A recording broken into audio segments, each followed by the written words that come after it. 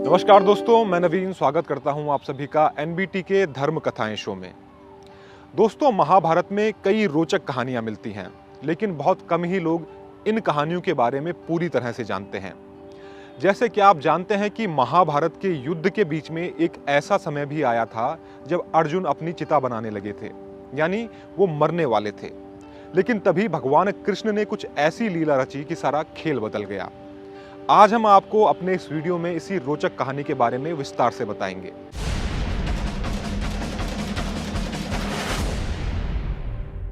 दरअसल दोस्तों, महाभारत के युद्ध में जब अर्जुन के पुत्र अभिमन्यु की मृत्यु हो गई, तो अर्जुन ने प्रण लिया, प्रतिज्ञा ली कि अगर वो अगले दिन सूर्यास्त तक अभिमन्यु का वध करने वाले जयद्रथ को न मार पाए, तो वो खुद अपनी चिता बनाकर उसमें जल जाएंगे, उसमें अपना आत्मदाह कर लेंगे।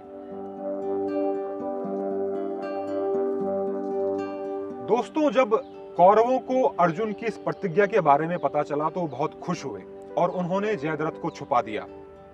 अगले दिन अर्जुन ने जयद्रथ को खोजने की बहुत कोशिशें की, लेकिन वो उसे खोज नहीं पाए। लेकिन इसके बाद भगवान कृष्ण ने सूर्यास्त से पहले कुछ ऐसी लीला रची कि सारा खेल बदल गया। दोस्तों, जब बहुत खोजने के बाद भी अर्जुन को जयद्रथ नहीं मिला, तो भगवान कृष्ण ने सूर्यास्त से पहले लीला रची। उन्होंने कुछ ऐसा माहौल बना दिया कि सबको लगने लगा कि सूर्यास्त हो चुका है। इसके बाद अर्जुन भी अपनी चिता बनाने लगे और कौरव उनको देखने लगे। कौरवों को लगने लगा कि अब उनकी विजय निश्चित है। जयद्रथ भी यह देखकर बहुत खुश हुआ और वो जहां छुपा हुआ था वहां से युद्ध के मैदान में वापस लौट गया। कृष्ण ने जब जयद्रथ को देखा तो उन्होंने अपनी माया हटा दी और सूर्य वापस आसमान में निकल गया। इसके बाद कृष्ण ने अर्जुन की ओर इशारा किया और अर्जुन ने जयद्रथ का सर धड़ से अलग कर दिया। इस तरह अभिमन्यु का वध करने वाले जयद्रथ का भी वध हो गया।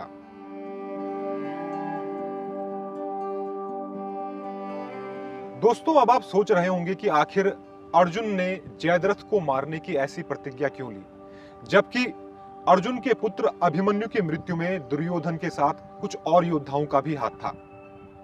दरअसल इसके पीछे वजह यह थी दोस्तों कि जयद्रथ ने निहत्थे अभिमन्यु को पीठ पर वार करके मारा था, जो कि युद्ध के नियमों के खिलाफ था। दरअसल उस समय यह नियम था कि निहत्थे योद्धाओं पर वार नहीं किया जाएगा। यही वजह है कि भगवान कृष्ण ने अपनी माया रचकर जयद्रथ के वध में अर्जुन का साथ दिया।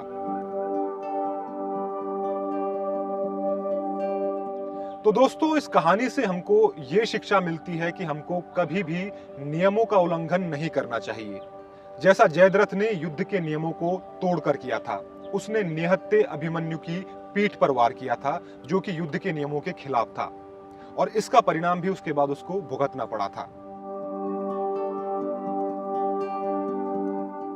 तो दोस्तों, उम्मीद करते हैं कि आपको महाभारत की ये कहानी पसंद आई होगी। अपने अगले एपिसोड में हम इसी कहानी के कुछ और हिस्सों के बारे में बताएंगे। जैसे हम आपको बताएंगे कि आखिर पांडवों और जयद्रथ के बीच की दुश्मनी कब से शुरू हुई थी। इसके साथ ही हम आपको बताएंगे कि पिता के वरदान के बावजूद जयद्रथ की मृत्यु कैसे हो गई।